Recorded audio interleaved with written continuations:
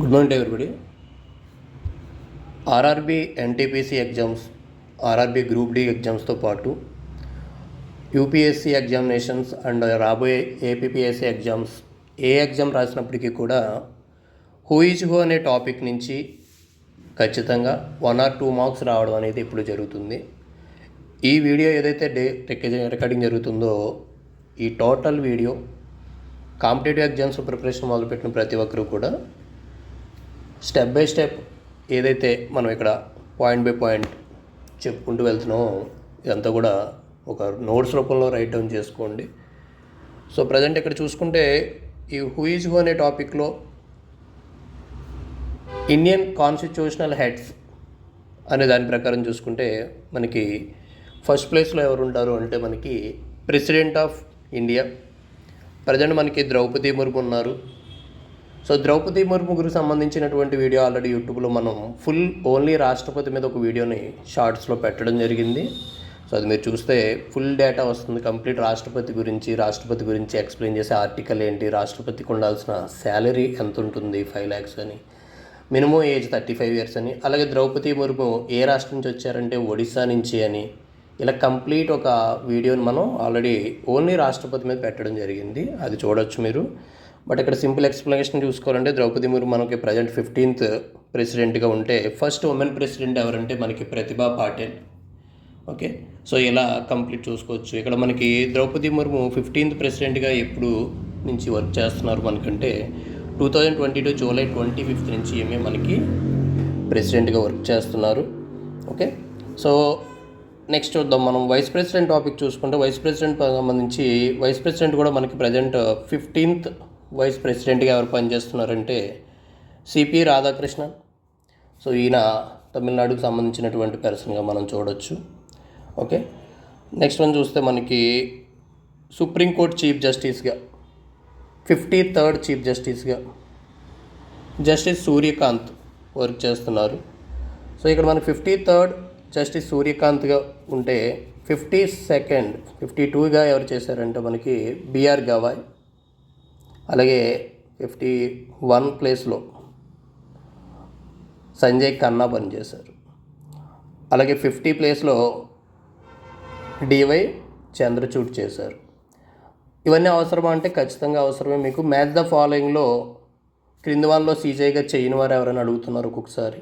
లేదు 50 ఇప్పుడు చెప్పుకున్నట్టుగా మనం డివై చంద్రచూడ్, ధనుంజయ్ యశ్వంత్ చంద్రచూడ్. 51 వచ్చేసరికి సంజయ్ ఖన్నా, 52 వచ్చేసరికి బిఆర్ గవాయ్, 53rd వచ్చేసరికి సూర్యకాంత్.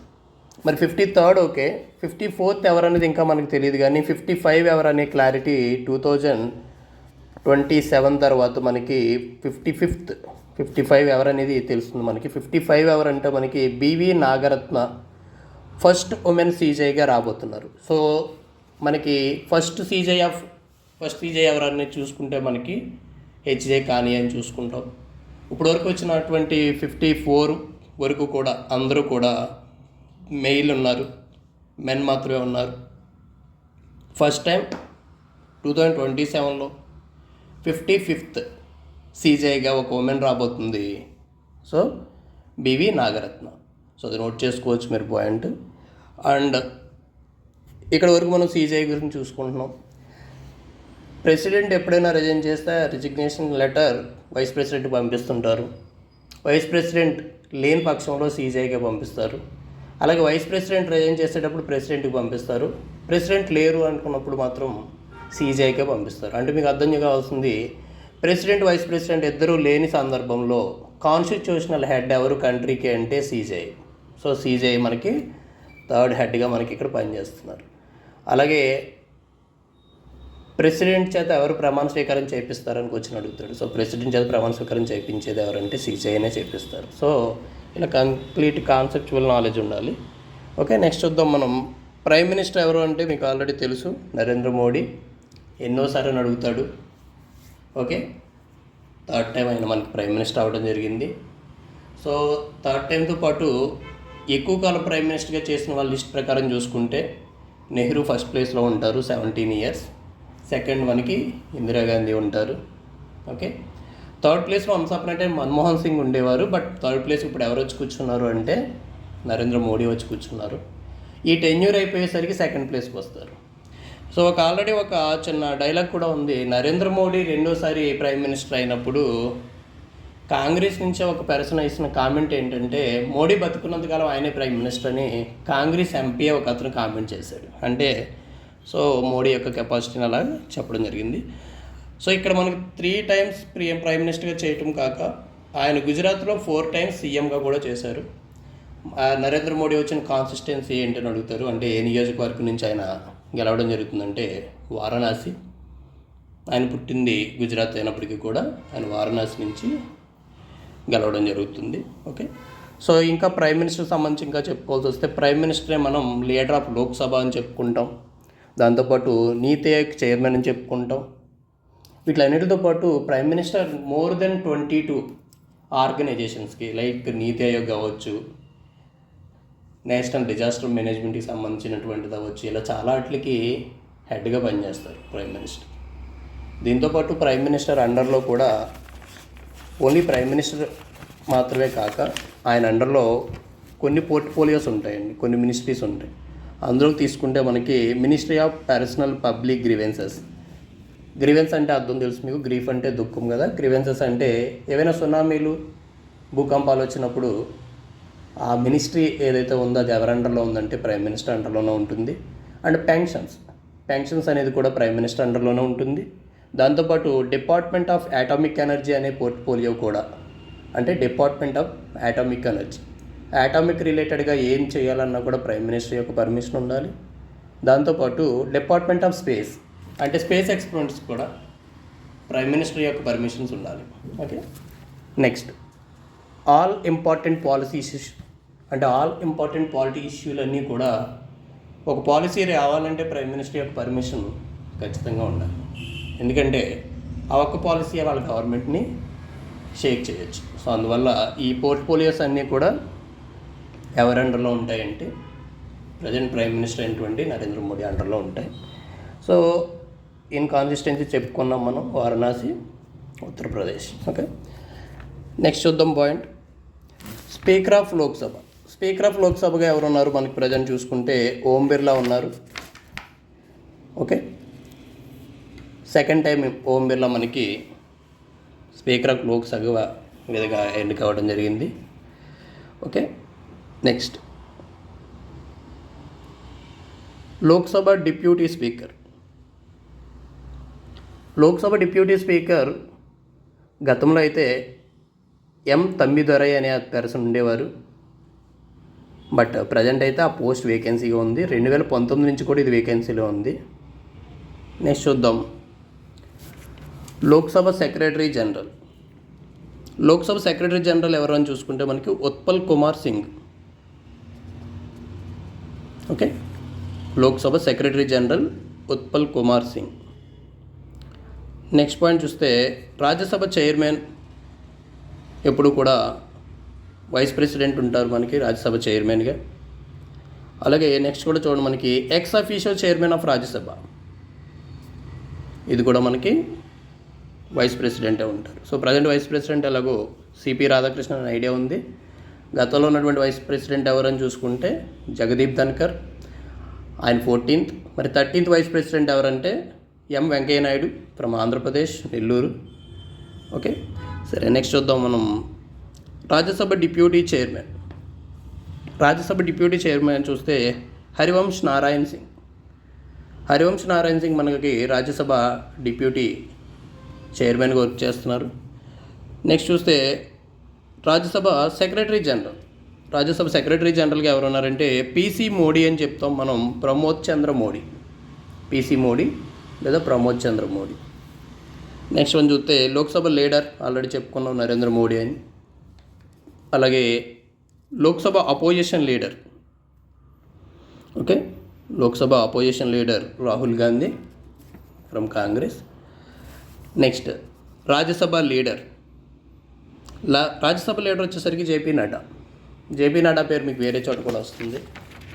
ఆయన మనకి ఏ మినిస్ట్రీ చేస్తున్నారు అనే దగ్గర మళ్ళీ మీకు జేపీ నడ్డా గురించి వస్తుంది. ఆయన మన హెల్త్ మినిస్టర్గా చేస్తున్నారు. So ministry of health and family welfare, దాంతోపాటు ఈయన అండర్లో ministry of chemicals and fertilisers, ఇవి రెండు కూడా జేపీ నడ్డా యొక్క అండర్లో ఉన్నాయని చెప్పొచ్చు. ఈయన గుజరాత్కి చెందినటువంటి పర్సన్ కానీ చూస్తాం మనం. ఓకే, సో రాజ్యసభకి ద్వారా ఈయన ఎంటర్ అయ్యారని చెప్పవచ్చు.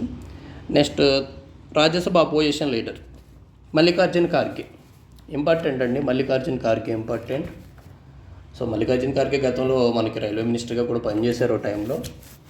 మల్లికార్జున్ ఖార్గే గురించి ఎందుకు అడిగే అవకాశం ఉందంటే, మనకి ఐఎన్సీఐ అంటే ఇండియన్ నేషనల్ కాంగ్రెస్కి ప్రెసిడెంట్ వర్కింగ్ ప్రెసిడెంట్గా కూడా ఈయన ఉన్నారు కాబట్టి మల్లికార్జున్ ఖార్గే ఇంపార్టెంట్ మనకి.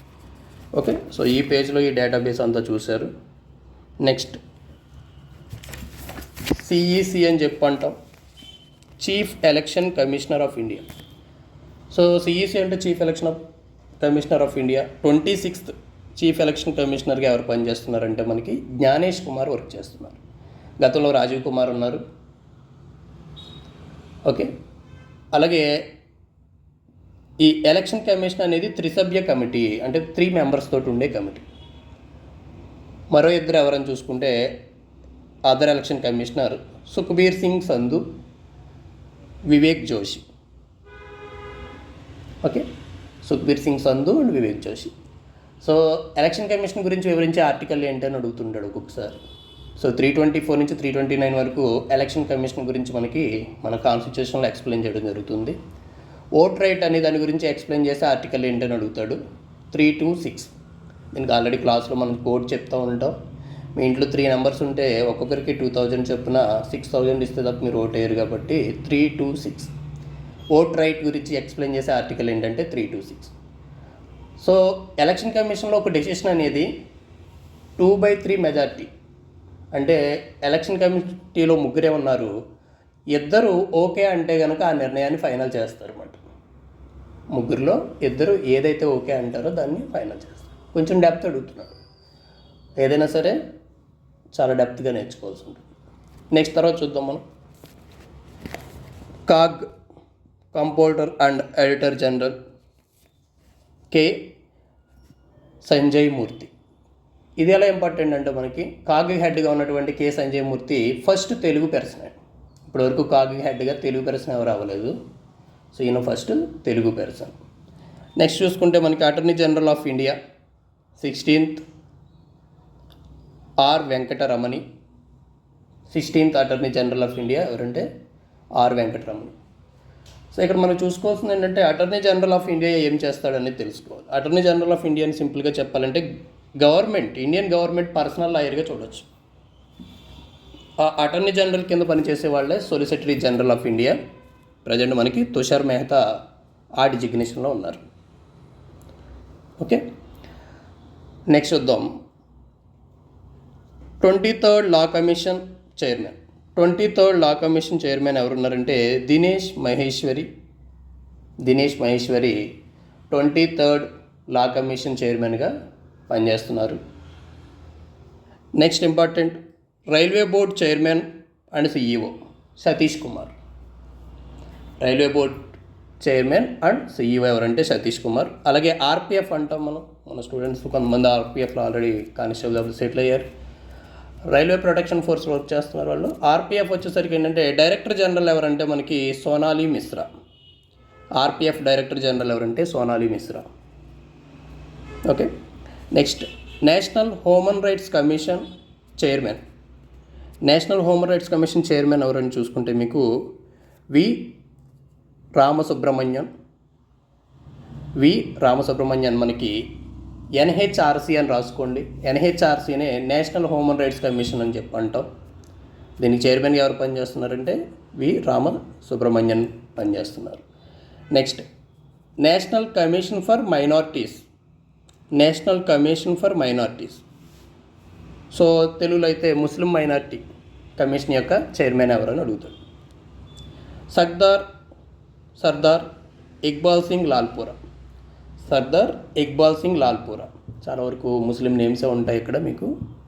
Next national commission for women. జాతీయ మహిళా కమిషన్ చైర్మన్గా, ఒరిజినల్గా చైర్పర్సన్ అంటాం, ఫీమేల్ ఉంటే చైర్పర్సన్ అంటాం. ఓకే, సో ఎవరైనా చూసుకుంటే విజయ కిషోర్ రహాత్కర్. విజయ కిషోర్ రహాత్కర్ మహిళా కమిషన్కి ఎప్పుడు మహిళలే హెడ్గా ఉంటారు. వన్స్ అప్ టైం మాత్రం మెయిల్ కూడా పనిచేశాడు, బట్ అది అవసరం లేదు ఇప్పుడు మీకు. ప్రజెంట్ ఈ టైం పీరియడ్ ఎంతకాలం ఉంటుందని అడుగుతాడు. 3 years 5 years తెలుసుకోవాలి. సరే, ఇక్కడ చూసుకుంటే మనకి ఎవరున్నారంటే నేషనల్ కమిషన్ ఫర్ ఉమెన్కి ఎవరున్నారు అంటే విజయ కిషోర్ రహాత్కర్ ఉన్నారు. నెక్స్ట్ వన్ చూద్దాం. National commission for backward classes. National commission for backward classes ఎవరైనా చూసుకుంటే మనకి Hansraj Gangaramji Ahir. Hansraj Gangaramji Ahir. Next national commission for scheduled caste. SC commission యొక్క చైర్మన్గా ఎవరున్నారంటే కిషోర్ మాక్వానా. కిషోర్ మాక్వానా ఉన్నారు. తర్వాత national commission for scheduled tribes. ST commission యొక్క చైర్మన్గా, ఆ కమిషన్ యొక్క చైర్మన్గా ఎవరు ఉన్నారంటే అంతర్ సింగ్ ఆర్య. అంతర్ సింగ్ ఆర్య వర్క్ చేస్తున్నారు. నెక్స్ట్ సివిసి అని చూసుకుంటే సెంట్రల్ విజిలెన్స్ కమిషనర్. ఈ సెంట్రల్ విజిలెన్స్ కమిషనర్ సంబంధించి చూసుకుంటే మనకి ప్రవీణ్ కుమార్ శ్రీవాస్తవ్ పనిచేస్తున్నారు. ప్రవీణ్ కుమార్ శ్రీవాస్తవ్ పనిచేస్తున్నారు. అండ్ ఆ విజిలెన్స్ కమిషన్లో ఇంకా ఏఎస్ రాజీవ్, అరవింద్ కుమార్ కూడా ఈ కమిషన్లో పనిచేస్తున్నారు. తర్వాత చూసుకుంటే మీకు యూజీసీ గురించి చెప్తున్నాడు. University grant commission Vineet Joshi. యూజీసీకి హెడ్గా ఎవరున్నారని చూసుకుంటే మనకి వినీత్ జోషి ఉన్నారు. అలాగే కాంపిటీషన్ కమిషన్ ఆఫ్ ఇండియాకి చైర్మన్గా ఎవరున్నారంటే రణ్విత్ కౌర్ ఉన్నారు. నేషనల్ స్టాటిస్టికల్ కమిషన్ చైర్మన్గా ఎవరున్నారంటే రాజీవ లక్ష్మణ్ కరాడికర్. ఓకే, రాజీవ లక్ష్మణ్ కరాండికర్ వర్క్ చేస్తున్నారు. సో వీటితో పాటు అప్డేషన్ ఏం రాసుకోవచ్చు అంటే మీరు ఇక్కడ ఎన్సిపిసిఆర్. ఎన్సిపిసిఆర్ అంటే అర్థం national commission for protection of child rights. NCPCR అంటే అర్థం national commission for protection of child rights. దాని చైర్మన్గా ఎవరున్నారంటే ప్రజెంట్ ప్రియాంక్ కనొంగో ఈ ఎన్సిపిసిఆర్కి హెడ్గా ఉన్నారు. ఇది ఇంపార్టెంట్ రీసెంట్ అప్డేట్ ఇది. ఓకే, వీటితో పాటు ఇంకొక అప్డేషన్ ఏంటంటే మనకి chief information commission chairman. Chief information commission చైర్మన్గా ఎవరున్నారంటే రాజ్ కుమార్ గోయల్ ఉన్నారు. ఓకే, సో ఈ 18 minutes వీడియోని నీట్గా రాసుకోండి. దీని తర్వాత అదర్ కంప్లీట్ మొత్తం డేటాబేస్ చాలా ఉంటుంది. ఈ డేటాబేస్ అంతా కూడా నెక్స్ట్ వీడియోలో మనం కంటిన్యూ చేద్దాం.